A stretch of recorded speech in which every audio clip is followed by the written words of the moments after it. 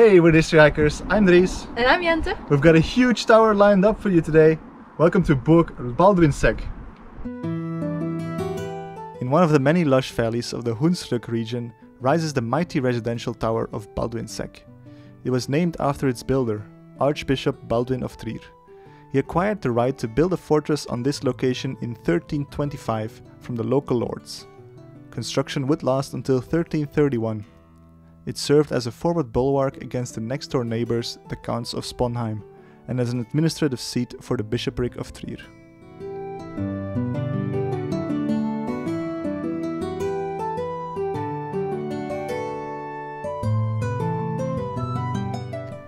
Though the large tower is obviously the main attraction here, the castle also featured a walled courtyard, protected by one large round tower in the west and an open tower to the south. The causeway was to the east, protected by a gate tower, which is barely visible underneath thick vegetation, and of course overlooked by the mighty residential tower.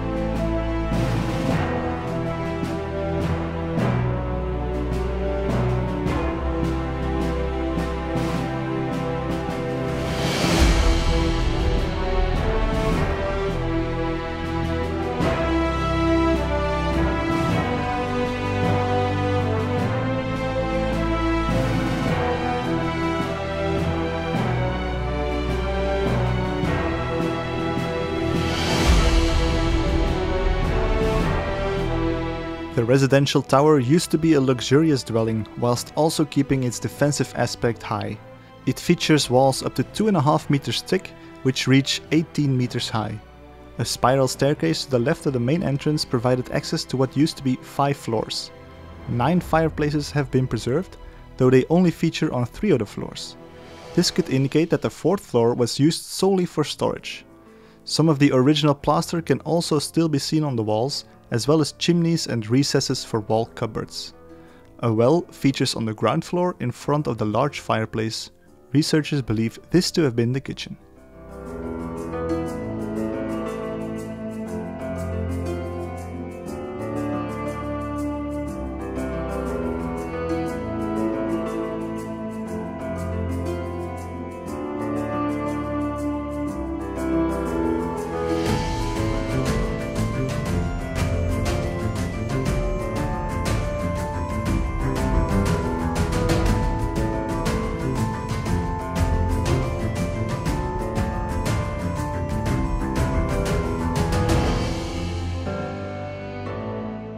No real exciting events happened at the castle, and it apparently never saw any wars. During the 16th century, the administrative seat moved to a nearby town, which basically rendered the castle without purpose. It would remain part of the bishopric, but became more and more abandoned.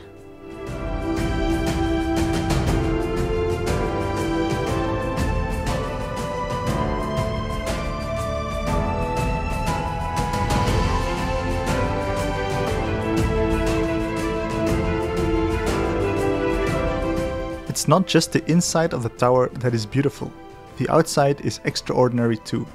Take for example the corbelling for the battlements that can still be seen in places, visible to you thanks to our drone pilot Orca FPV. The holes and doors in the facade indicate where wooden walkways and their entrances used to be. Above the entrance, a murder hole can be seen as well. The 4 corner turrets have corbelling underneath. The ones at the courtyard even use decorative red sandstone and black basalt.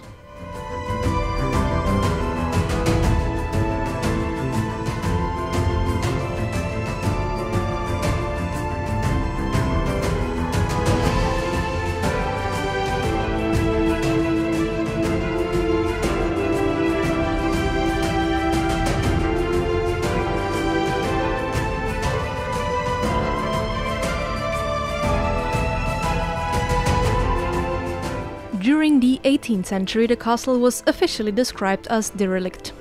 The quote-unquote boring history of the castle does leave it in a remarkable state of preservation, a tower that can last many more ages to come.